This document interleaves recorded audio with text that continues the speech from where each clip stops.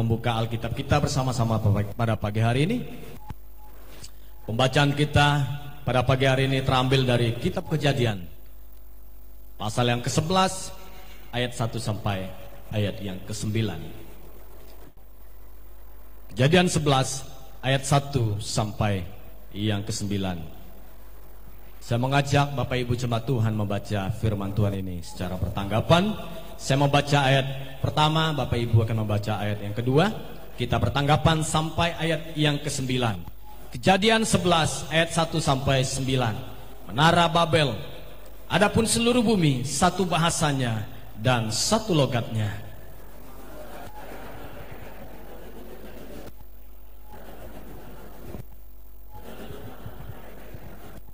Mereka berkata seorang kepada yang lain, marilah kita membuat batu bata dan membakarnya baik-baik. Lalu bata itulah yang dipakai mereka sebagai batu dan tergala-gala sebagai tanah liat.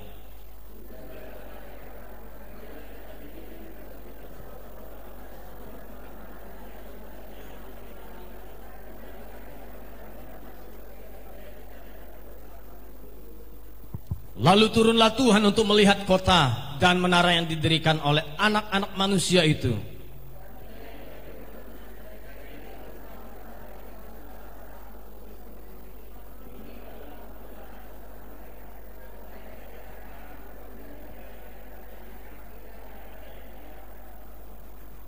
Baiklah kita turun dan mengacau balaukan di sana bahasa mereka, sehingga mereka tidak mengerti lagi bahasa masing-masing.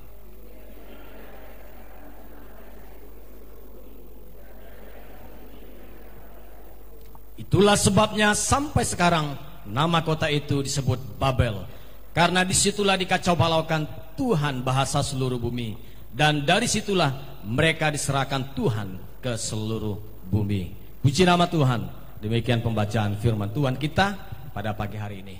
Tuhan memberkati kita. Sekali lagi, mari kita berdiri di hadapan Tuhan. Kita akan mendengarkan firman Tuhan pada pagi hari ini. Bapak Ibu jemaat yang kekasih, mari kita siapkan hati kita. Kita buka hati kita kepada Tuhan. Biarkan firman Tuhan menjadi terang di dalam setiap hati kita, memberkati hidup kita pada pagi hari ini. Yesus Tuhan.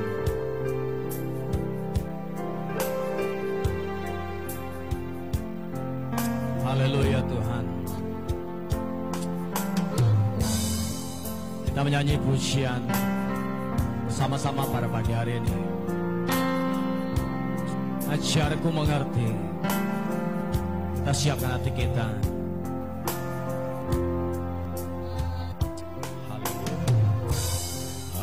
Ajarku mengerti segala rencanamu. Ajarku berserah hanya padamu. Pimpinlah jalanku dalam terang firman-Mu. Ajarku berharap hanya padamu. Bapakku, ajar segala rancangan-Mu. Tuhanku, heran perbuatan-Mu. Engkau sanggup mengadakan segala yang ku perlukan menurut kehendak-Mu. Terjadilah, katakan, Bapakku, Bapakku, ajaib segala rancanganmu.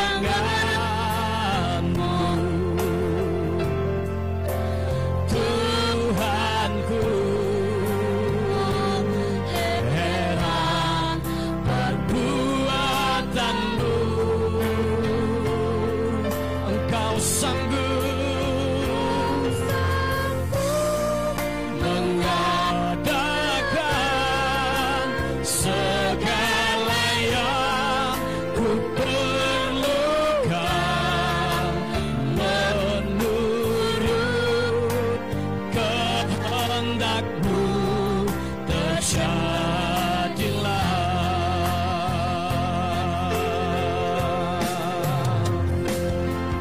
Terima kasih Tuhan. Biarkan terjadi Tuhan pada pagi hari ini. Dan biarlah firman-Mu Tuhan memberkati kami, meneguhkan setiap kami Tuhan. Padamu ajar ku berserah, hanya padamu. Oh, pimpinlah jalanku, jalanku dalam terang firman-Mu. Ajar ku berharap hanya padamu. Ajar ku berharap, ajar ku berharap hanya padamu. Kami katakan, oh ajarku, ajarku berharap hanya padamu.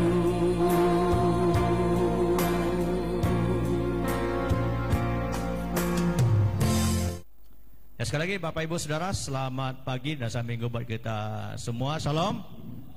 Bapak Ibu Tuhan, mari kita akan perhatikan kembali firman Tuhan, masih dengan tema yang sama yang sudah kita pelajari minggu yang lalu, yaitu Allah menentang orang congkak. Dan hari ini sebagaimana yang saya sampaikan, tema khusus dari tema ini adalah kita akan berbicara tentang hukuman Tuhan atas kecongkakan manusia.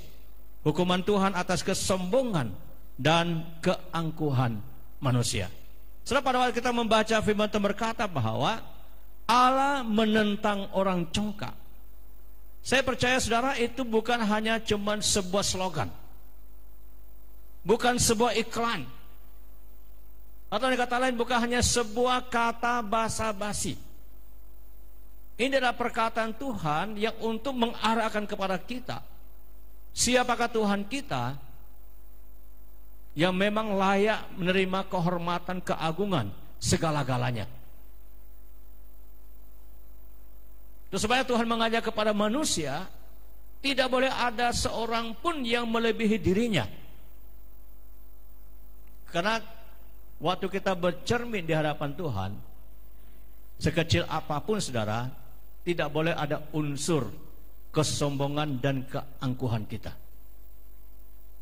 Maukah saudara punya talenta yang hebat? Maukah saudara punya kedudukan yang hebat? Maukah saudara punya kekayaan yang hebat? Saudara, tidak ada apapun taranya di hadapan Tuhan.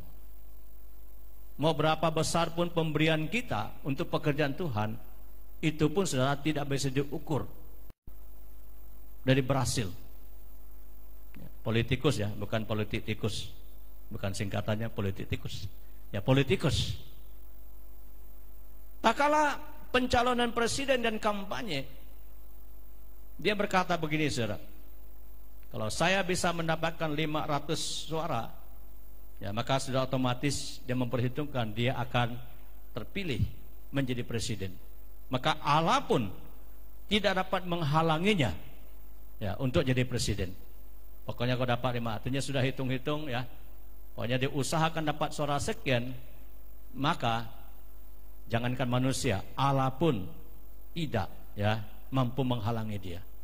Mbah Google yang tanya sama saya, saudara. Ya, namanya adalah Tancredo Nepes. So, inilah kesombongan manusia. Banyak berkata, saudara,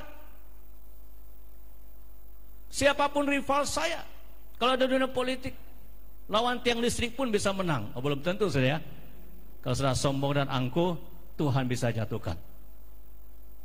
Ya, tentu ada suara yang kita di luar kehendak Tuhan. Kadang berkata begini, nah, jangankan lawan manusia, lawan tiang listrik aja pasti menang. Dan sebenarnya siapa berani nabrak tiang listrik, saudara? Anda akan mungkin menang. Nah, itu omong terlalu sombong, saudara. Saudara dikasihkan, orang-orang Kristen diajar oleh Tuhan untuk tidak belajar sombong dan angkuh dalam hidup ini. Ya, itu sebabnya hari ini saya merasa penting untuk menunjukkan kepada kita tentang apa yang Alkitab berbicara. Kita akan memulai, saudara, dari pembacaan kita di dalam kitab Kejadian pasal yang ke-11. Ini khotbah topikal, jadi saya tidak kupas hanya ke sebagian sini, ada berapa bagian lain. So, kita akan melihat pertama ada yang kita sebut dengan mega proyek namanya Menara Babel. Nah, pakai istilah kerennya aja, mega proyek. Karena ini proyek besar, saudara. Proyek yang sungguh luar biasa. Karena manusia dikatakan pada masa itu seluruh bumi, satu bahasa dan satu logatnya. Sumber daya manusia begitu luar biasa. Kekuatan yang luar biasa. Karena satu bahasa, satu logat, satu suku, ya. Ngomongnya gampang, komprominya gampang. Ya, lalu mereka memiliki sebuah rencana kerja untuk membangun sebuah menara, ini dikatakannya puncaknya sampai ke langit.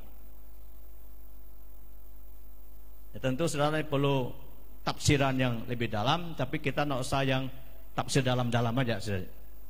Yang jelas ini satu proyek yang dibangun, dikatakan bahwa mereka membuat satu bangunan yang puncaknya sampai ke langit. Apakah itu bangunan yang mereka usahakan setinggi-tingginya? Ya, karena pikiran manusia pada masa itu, ya mungkin di langit itu ada batasnya. Tetapi saudara, juga manusia tidak sebodoh itu. Dalam arkeologi, ya, ditemukan bahwa bukan masalah tingginya, tapi di puncaknya itu sejenis teropong, ya, yang mengarahkan kepada bintang tertentu untuk sebagai penyembahan kepada dewa-dewa. Jadi ini sebenarnya bukan bangunan, ya, hotel atau bangunan tempat tinggal. Ini adalah bangunan yang lebih mengarah kepada penyembahan, bukan kepada Tuhan, ya, kepada setan-setan.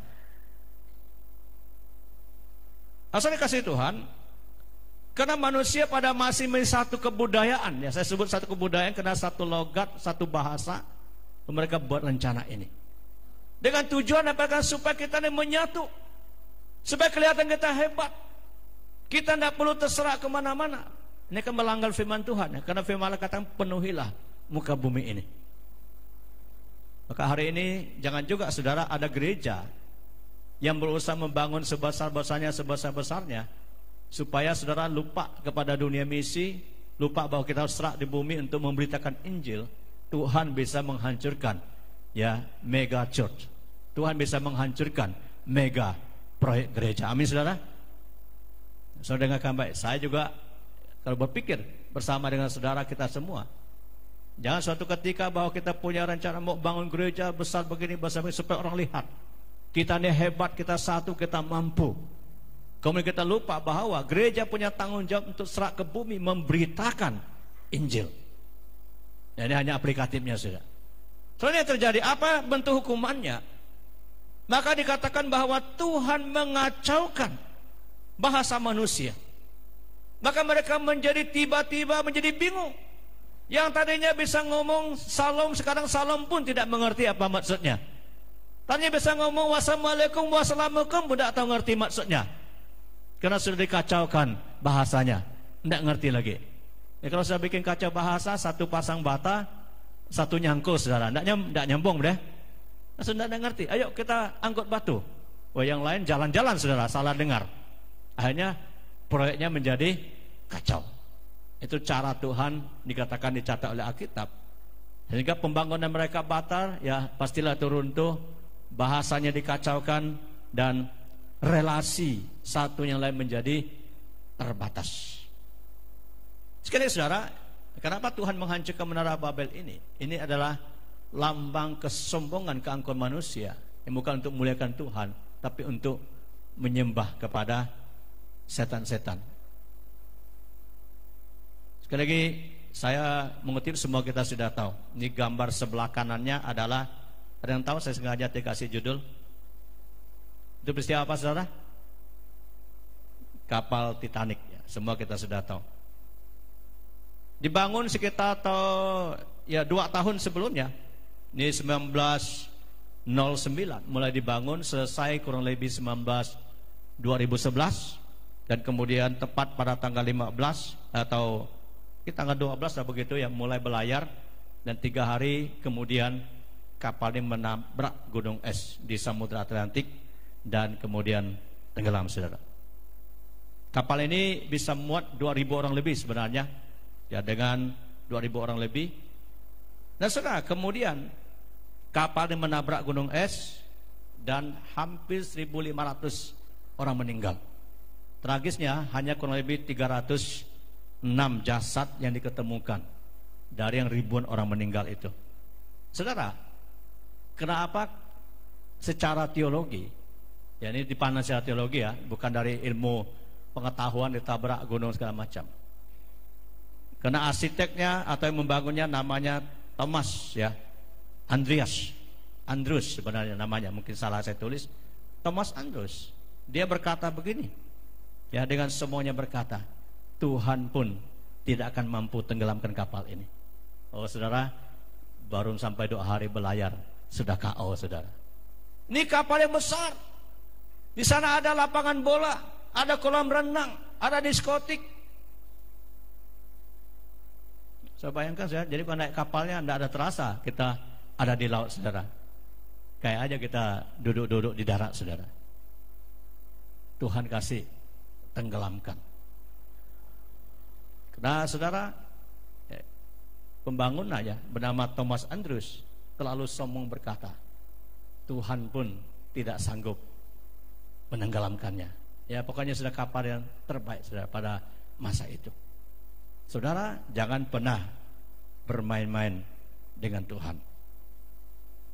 Yang selanjutnya saudara, yang kedua, kita akan lihat peristiwa yang kedua di kitab 1 Tawarik pasal 21. Ini adalah dosa kesombongan yang kedua yang kita belajar dari Raja Daud. Mari kita lihat saudara, apa sih kesombongannya? Kemudian Tuhan mendatangkan hukuman. 1 Tawarik pasal yang ke-21.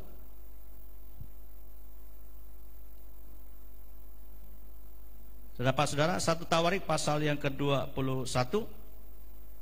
Saya membaca dengan cepat saudara, ayat 1 sampai 14. Nah Bapak kita baca, saudara lihat di Alkitab. Iblis bangkit melawan orang Israel dan membujuk Daud untuk menghitung orang Israel. Lalu berkatalah Daud kepada Yoab dan kepada para pemuka rakyat, pergilah, hitunglah orang Israel dari Berseba sampai Dan, dan bawalah hasilnya kepadaku supaya aku tahu jumlah mereka. Lalu berkatalah Yoab, kiranya Tuhan menambahi rakyatnya 100 kali lipat daripada yang ada sekarang, ya Tuanku Raja. Bukankah mereka sekalian hamba-hamba Tuanku? Mengapa Tuanku menuntut hal ini? Mengapa orang Israel harus menanggung kesalahan oleh karena hal itu? Namun titah raja itu terpaksa diikuti oleh Yoab. Maka pergilah Yoab menjelajah seluruh Israel, kemudian kembali ke Yerusalem. Lalu Yoab memberitahu kepada Daud hasil pendaftaran rakyat. Di antara seluruh orang Israel ada 1.100.000 orang yang dapat memegang pedang, dan orang Yehuda ada 470.000 orang yang dapat memegang pedang.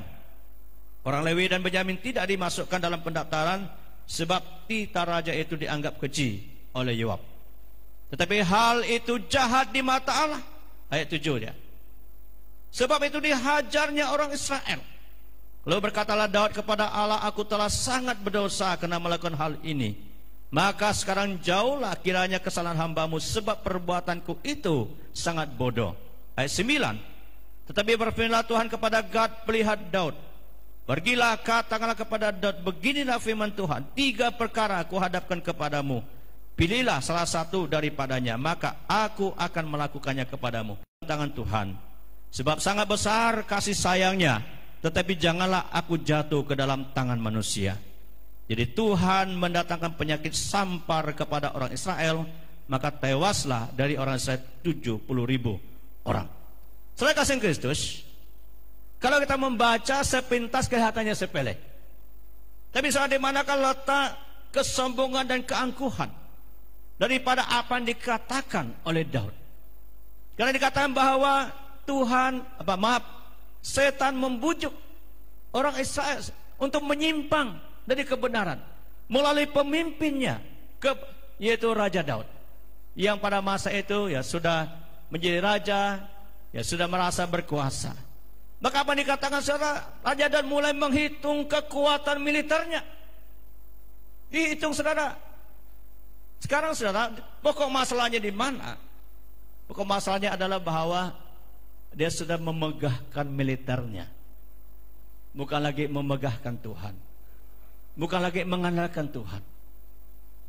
Yang tadinya dulunya bahwa mereka berperang, kemenangan demi kemenangan semata-mata karena penyertaan Tuhan, karena mengandalkan Tuhan. Tapi sekarang mereka sedang mulai hitung-hitung. Kita sudah punya kekuatan militer yang hebat, hampir 1 juta, mungkin 500 ya orang dapat memegang pedang katanya. Tapi Alkitab berkata hal itu jahat di mata Tuhan. Saudara, Batan berkata hal itu jahat, karena itulah sedang menunjukkan keangkuhan, kesombongan. Ya, sudah mulai pelan-pelan menyingkirkan Tuhan, tidak lagi mengandalkan Tuhan. Sekarang sudah mulai mengandalkan kekuatan armada perangnya.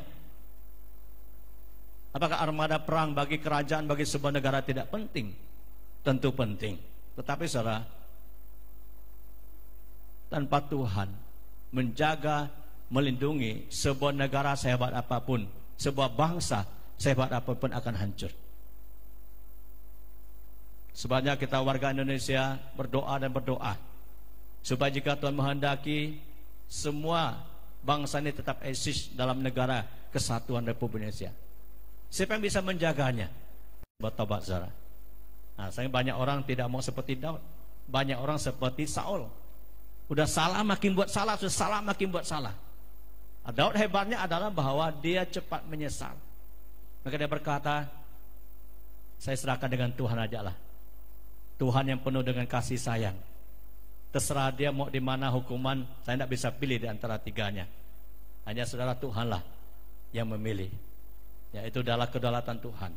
Maka kita mencatat saudara, lebih daripada 70 orang mati kena penyakit apa? Sampar. Samparnya apa? Saya tidak tahu. Apakah sejenis corona? Yang jelas sebut penyakit sampar.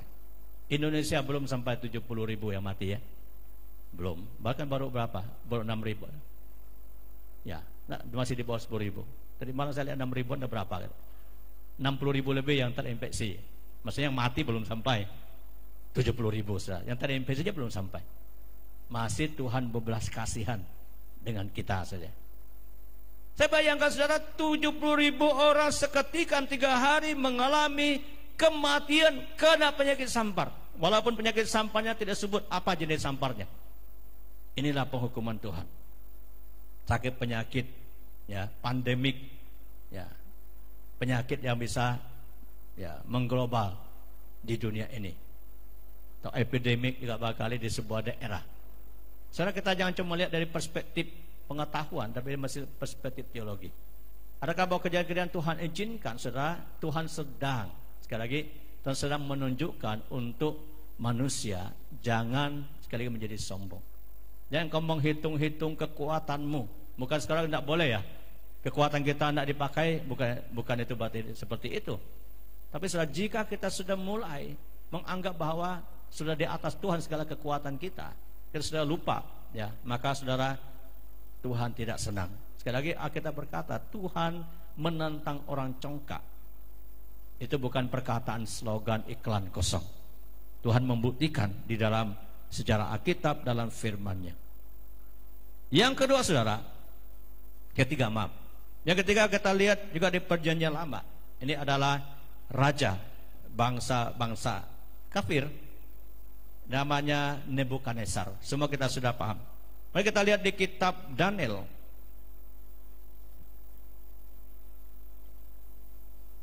Daniel sebenarnya di pasal 3 ayat 1, 2, 3 itu adalah itu gambaran tentang kesombongan dari Nebukadnezar. Penghukumannya ada di pasal yang keempat ya. Mari saudara lihat kitab Daniel, kita buka sebentar. Saya akan membaca.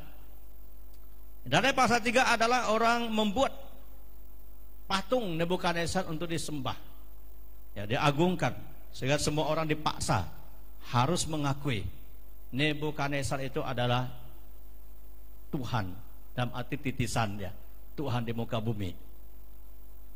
Maka di dalam pasal yang keempat, Nebukadnezar menikah diri dan direndahkan. Kita akan lihat saudara pasal yang keempat, apa yang terjadi kepada Nebukadnezar. Pasal 4 ayat 28. Nanti yang lain kita baca sendiri. Semua itu terjadi atas Raja Nebukadnezar, sebab setelah lewat 12 bulan, ketika ia sedang berjalan-jalan di istana Raja Babel. Nah, saya lihat gambarnya, saya lihat Raja jalan tadi ya, di istananya, menikmati keindahan istananya, kebesaran keagungan istananya. Berkatalah Raja, bukankah itu Babel yang besar itu, yang dengan kekuatan kuasaku dan untuk kemuliaan kebesaranku telah aku bangun menjadi kota kerajaan? Raja belum habis bicara ketika suatu suara terdengar dari langit. Kepadamu dinyatakan, ya Raja Nebukadnezar, bahwa kerajaan telah beralih daripadamu. Engkau akan dihalau dari antara manusia, dan tempat tinggalmu akan ada di antara binatang-binatang di padang. Kepadamu akan diberikan makanan rumput seperti kepada lembu. Dan demikianlah akan berlaku atasmu sampai 7 masa berlalu, hingga engkau mengakui bahwa Yang Maha Tinggi berkuasa atas kerajaan manusia dan memberikannya kepada siapa yang dikehendakinya.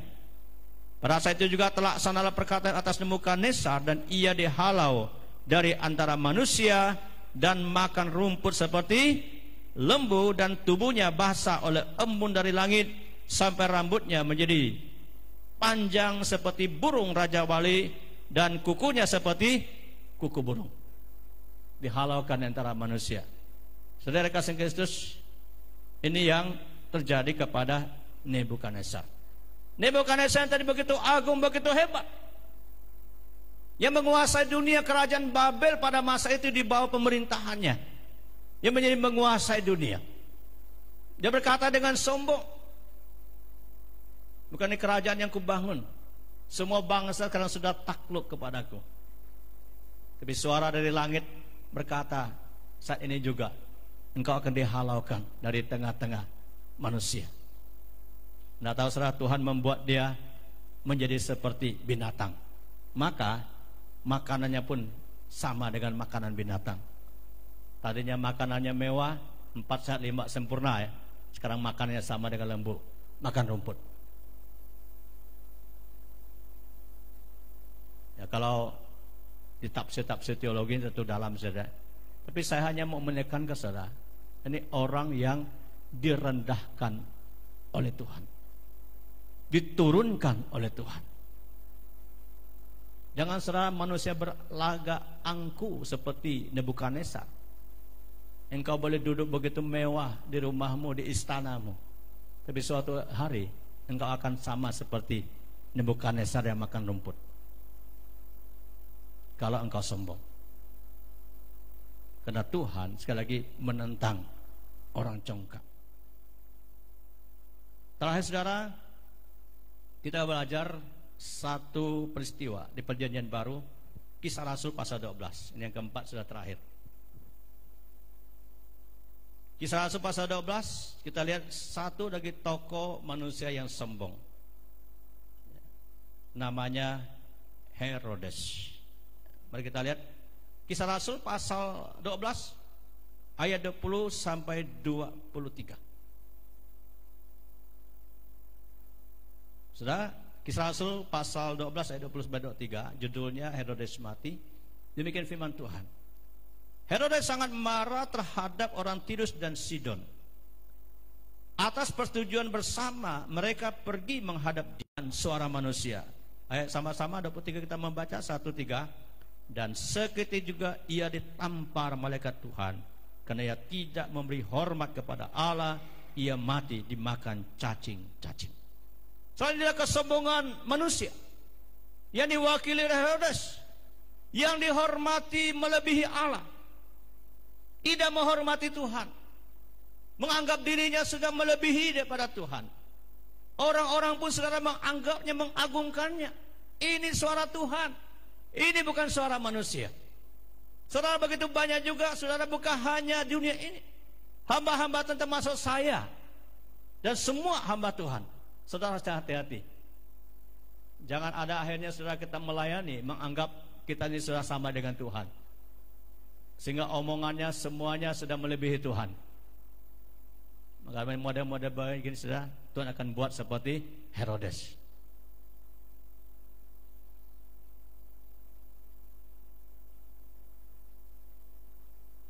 Banyak manusia dunia ini begitu. Tadi saya ceritakan saudara, sejak kakeknya Kim Jong Un, itu negara Korea Utara sekarang, sudah didoktrin rakyat Korea Utara itu bahwa keturunan mereka adalah keturunan dewa. Nah, jadi begitu rakyat Korea Utara begitu menghormati, mulai dari kakeknya Kim Jong Un, saya lupa nama, bapaknya, sampai ke sekarang, itu didoktrin begitu rupa. Maka sebabnya begitu hormat dan taat. Ya, kenapa? Karena mereka dianggap adalah keturunan dewa-dewa yang ya diberikan kehormatan untuk memimpin bangsa ini. Tapi ini bukan nubuat. Pertanyaannya saudara, berapa lama mereka akan bertahan? Entahkah saya masih hidup, atau kita anak-anak muda sudah dengar khotbah saya hari ini, saudara kembali lihat, pasti Tuhan akan pada waktunya akan pasti berperkara. Amin saudara, pasti. Boleh saudara percaya? Nah, saya mendasari apa saudara? Bukan ancam-mengancam, tapi mendasari firman Tuhan. Kalau ada manusia coba untuk menggeserkan Tuhan, ya pasti saudara, Tuhan akan menyatakan dirinya yang kudus, yang suci, yang adil. Saudara kasih Tuhan, hukumannya apa yang diterima oleh Herodes? Maka hakikat kesemuanya dikatakan seketika ditampar malaikat. Lalu apa? KO saudara ya. Jadi tidak perlu pakai 2-3 ronde saudara. Belum 1 ronde pertandingan sudah KO ya. Lalu lebih tragis lagi, kalau seorang raja biasanya kalau mati, begitu rupa dihormati, begitu rupa saudara dikafani, begitu rupa, ini belum dilakukan apa-apa, sudah mayatnya dimakan cacing-cacing. Kalau hari ini saudara, mau presiden mati, mau gubernur mati, mau bupati mati, kalau kena COVID sama aja saudara ya. Tidak ada lagi saudara ya, ramai-ramai orang memakamkan. Pendeta besar mau ketua sinode juga sama ya, berlaku protokolnya. Masih syukur kalau sempat dimakam, kalau tidak dimakan cacing-cacing saudara. Kenapa saudara? Ini cuma saya hanya mengaitkan aja. Kadang-kadang Tuhan buat sesuatu untuk memberitahu kesombongan, keangkuhan manusia yang kadang-kadang sudah melebihi daripada Tuhan. Ini bukan suara manusia, ini suara Tuhan. Ini sangat berbahaya saudara. Hamba-hamba Tuhan yang suka nambah-nambah firman Tuhan untuk menakuti orang, saudara juga perlu hati-hati. Ya, perlu hati-hati. Kita hanya klaim, oh ini suara Tuhan. Ya, suara Tuhan itu jelas di Alkitab saudara. Tidak perlu kita tambah-tambah. Tafsirkan Alkitab baik-baik, ajarkan apa yang di Alkitab. Ya, jangan membohongi orang. Tuhan berbicara kepada saya, ini suara Tuhan. Ya, karena orang takut sama hamba Tuhan, dengar-dengar aja saudara. Saudara jangan belajar di Alkitab. Suara Tuhan semua ada di sini. Ya, kita belajar. Kalau ada pengajaran, ada perkataan saya yang tidak sesuai dengan firman Tuhan, kita bisa dikoreksi ulang, tidak masalah. Tapi kalau saya menambahkan firman Tuhan, itu adalah dosa saya kepada Tuhan. Tidak boleh. Kadang-kadang ada orang terlalu fanatik dan hamba Tuhan dengan pemimpin. Jadi seolah-olah pemimpin itu tidak salah. Bercerai itu tidak salah karena pemimpinnya sudah menunjukkan. Tetap salah. Ya, kita tidak salah. Jangan bilang itu benar. Ya salah, selesai. Tidak perlu ada pembelaan. Ya, sampai ngutip Paulus juga bercerai kan. Sampai ngutip kalau Yesus nanti kalau umur 40 harus menikah, maka dia harus meninggal umur. Ini kan nambah-nambah, saudara. Saya sebutnya mengasumsikan teologi. Ya. Saya tidak perlu nyebut orangnya. Saudara cari sendiri aja, saudara. Tidak boleh. Jangan menambah-nambah firman Tuhan yang tidak dijelaskan menurut asumsi kita untuk membenarkan kita. Nah, karena saudara, sekelompok orang yang merasa itu benar, salah tetap salah. Ya, soal pertobatan, soal perbaikan itu urusan dengan Tuhan. Itu saudara. Jadi kita bedakan. Tuhan bisa mengampuni siapapun salahnya, apa dikata oleh Alkitab, ya, biarpun semerah kimisi ya. Sebejatnya dosa kita, Tuhan bisa ampuni. Tapi jangan saudara memutarbalikkan yang salah jadi benar, tidak bisa. Ya saudara, kesombongan Herodes jelas itu salah. Kalau dia mau melebih-lebih Tuhan. Maka saya berkata saudara, jangan saudara sekali ya berbicara sesuatu yang tidak bersama dengan Tuhan. Dapat penglihatan yang tidak jelas, saudara bilang dari Tuhan. Jangan saudara. Takut saudara nanti sama dengan Herodes. Orang puji-puji kita hebat ini pendeta ya, dapat penglihatan dari Tuhan. Ya. Lalu Tuhan berbicara, ini bukan suara manusia, ini suara Tuhan. Tampar malaikat KO sebentar saudara. Jangan saudara. Nah, saya kasih Kristus, hari ini Alkitab mengajak kepada kita. Tuhan berkata Allah menentang orang congkak. Sekali lagi Tuhan tidak bermain-main dengan firman-Nya. Minggu lalu kita belajar tentang alasan teologis. Mengapa Allah menentang orang congkak? Saudara masih ingat alasan teologisnya? Pertama saudara, orang congkak itu adalah mewarisi sifat apa? Sifat iblis. Tuhan tidak mengajarkan. Yang kedua, karena sifat Yesus itu rendah hati. Dia datang mengajak kepada kita supaya pula model karakter lemah lembut rendah hati. Jadi kalau kita orang Kristen tidak mau belajar lemah lembut rendah hati, kita sedang mewarisi sifat iblis, bukan mewarisi sifat Kristus. Yang ketiga, kecongkakan itu membuat kita tidak mengenal Allah. Keangkuhan manusia lah yang sulit mengenal Allah, karena sebenarnya mereka tahu salah. Suatu hari begini saudara, ada yang protes minta maaf ya. Dokternya merokok, dokternya narkoba. Bukankah mereka yang tahu merokok dan narkoba itu salah? Betul, minta maaf kepada dokter yang seperti itu. Saya yakin mereka tahu itu salah, betul enggak? Saya tahu. Tapi kita tanya kenapa?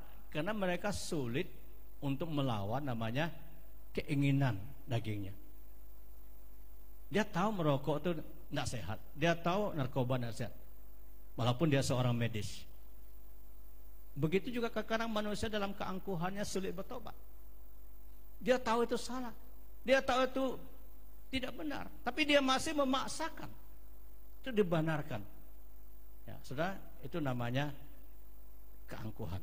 Maka angkuh itu sulit untuk manusia mengenal Allah. Angkuh itu membuat manusia sulit untuk bertumbuh. Tapi lebih sekali lagi saudara, secara teologi kita belajar. Hari ini kita belajar Tuhan tidak main-main dengan firman-Nya, dan berkata dia menentang orang congkak. Dan Alkitab membuktikan bahwa Tuhan sudah pernah menjatuhkan penghukuman kepada dunia ini. Kiranya saudara semua kita dikoreksi untuk mulai belajar mengikis sifat angkuh, congkak, sombong kita sekecil apapun, supaya kita betul mendapatkan orang mendapat belas kasihan Tuhan. Karena kita berkata sebaliknya, Tuhan mengasihani orang apa? Orang yang rendah hati. Tuhan menentang orang congkak, tapi dia mengasihani orang rendah hati. Kenapa Daud sekalipun dia babak belur secara rohani, saya sebut babak belur secara rohani ya, tapi Daud masih rendah hati untuk mau mengakui kesalahannya. Maka Daud tercatat sepanjang masa di dalam Alkitab sebagai seorang tokoh yang tetap diagungkan. Kenapa dia rendah hati, mengakui, bertobat, dan Tuhan berkenan untuk terus memakai dia. Puji Allah, pohon berkat. Puji Dia, segenap bumi. Di surga pun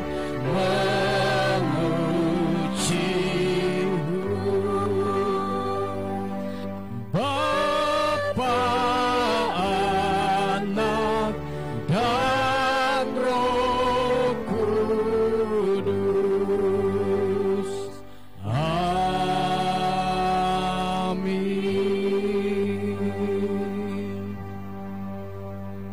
Kita mengambil saat teduh bersama-sama di tempat kita masing-masing.